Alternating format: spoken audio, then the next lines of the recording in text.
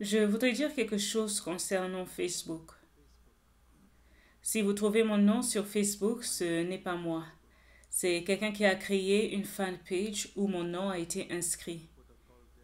Ils appellent ça fanpage. Je ne regarde même pas cette page. C'est seulement une fois quelqu'un m'en a parlé et j'ai vu qu'il y a mes sermons.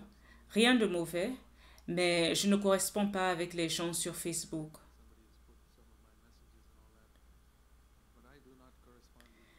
Nous n'avons pas de temps à perdre. Je vous dis que même après 58 ans, je ne connais pas grand-chose sur la Bible.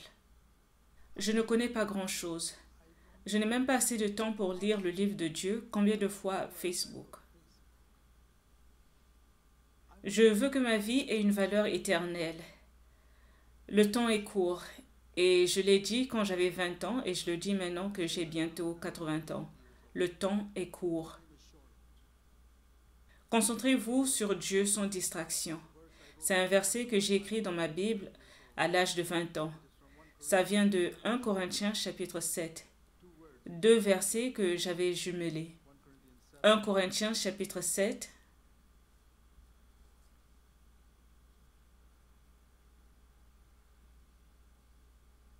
verset 29. Le temps est court.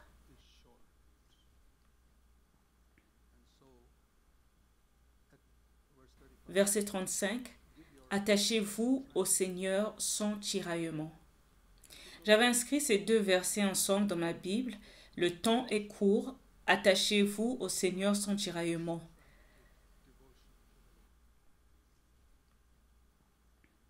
J'ai fait des efforts.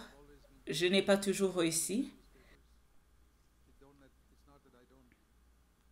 Ce n'est pas que je ne lis pas le journal ou je ne lis pas les infos sur le net, mais chaque chose a sa place. C'est comme la saumure, ce n'est pas le plat de résistance. Si elle devient le plat de résistance, vous tomberez malade. Vous pouvez en manger un peu et la garder à sa place. Mais ne lisez pas ce qui va envahir vos pensées. La raison pour laquelle les gens ont des mauvais rêves, c'est parce qu'ils remplissent leur cerveau avec du n'importe quoi. Et c'est une bonne habitude de lire la parole de Dieu avant de dormir au lieu de lire des choses sur Facebook avant de dormir. Un autre aspect, c'est qu'on peut avoir des mauvais amis sur Facebook. Savez-vous que Facebook est à l'origine de nombreux divorces? Des avocats à Londres ont témoigné que des milliers de cas de divorce ont surgi suite à un conjoint qui s'est reconnecté avec une ancienne flamme de l'école. Et quand je dis flamme, je ne parle pas de feu, mais une relation amoureuse avec laquelle il se reconnecte et c'est ce qui détruit le mariage. Et cela se reproduit encore et encore. Faites très attention. Il y a des gens qui parlent avec vous prétendant être des femmes, mais ils ne le sont pas. Vous pensez parler à une femme alors que c'est un homme qui vous piège. Ces incidents sont très fréquents et surtout à l'Occident. Faites attention à Facebook et ce que vous appréciez. Je ne sais pas si vous connaissez la signification du pouce levé. Moi, j'ai voulu me rassurer, donc je suis allée sur Google dans le dictionnaire Collins. Le pouce levé veut dire encourager, je t'encourage, je t'approuve, je t'accepte, tout va bien. J'approuve ce que tu fais, je t'approuve, je t'accepte, je t'indique que tout va bien. Le dictionnaire Collins sur Google. Donc, lorsque vous êtes sur Facebook et il y a quelqu'un qui s'est rebellé contre l'Église, qui a laissé l'Église ou qui est discipliné par l'Église et vous appuyez le pouce levé sur sa photo, vous savez ce que vous lui dites? Même si les anciens ne t'acceptent pas, moi je t'accepte. Même s'ils ne t'approuvent pas, moi je t'approuve. Même s'ils disent que tout ne va pas bien, moi je dis tout va bien. Il y a des gens stupides, idiots, rebelles assis dans l'église CFC qui font ces choses-là. Ok, ce n'est pas à moi que vous devez rendre des comptes, mais je crois qu'un jour, quand ces personnes égarées ne se repentiront pas, vous rendrez des comptes à Dieu car vous n'aviez pas été honnête pour leur dire la vérité. Vous les aviez juste encouragés lorsqu'ils s'égaraient. Vous êtes allés à la porcherie et les avez encouragés au lieu de leur dire de se repentir et revenir dans la maison de Dieu. Une autre chose que je veux ajouter, c'est la discipline.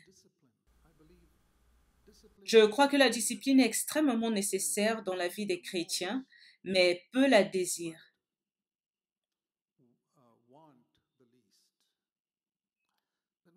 Je vais lire dans 1 Corinthiens 9, l'apôtre Paul, le grand apôtre Paul qui avait beaucoup accompli dans sa vie. La raison pour laquelle il avait beaucoup accompli, ce n'est pas seulement parce qu'il était rempli de l'Esprit Saint ou qu'il passait son temps à prier ou lire la parole de Dieu,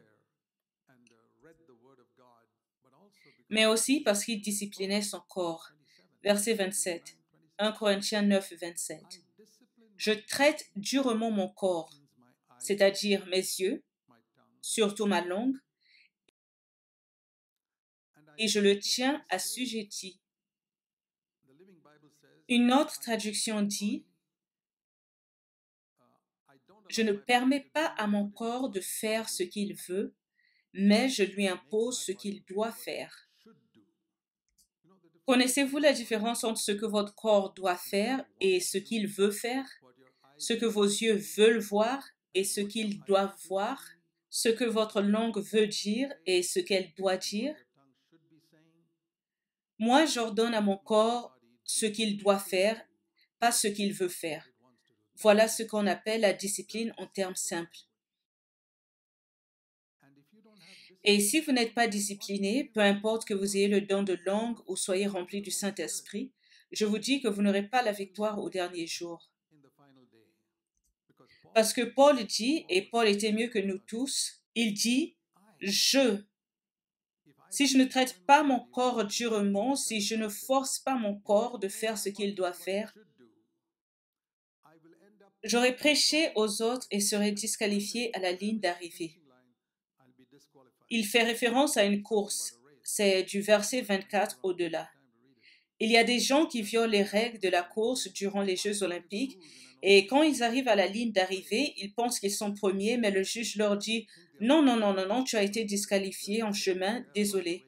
Tout le monde croyait que tu étais le premier, mais tu es disqualifié. Tu n'es même pas le troisième ou quatrième, même pas le dernier, tu es disqualifié. » Et Paul dit que ça peut arriver à moi. Quand j'ai lu ça, j'ai eu une crainte salutaire. Pas une crainte malsaine. Je n'ai pas de crainte malsaine dans ma vie. Je n'ai pas peur que Dieu va me punir ou me faire du mal. Mais j'ai peur de faire du mal à moi-même. J'ai peur de ruiner ma vie. Pas Dieu, mais moi-même. J'ai peur de cela. Voilà pourquoi je me discipline.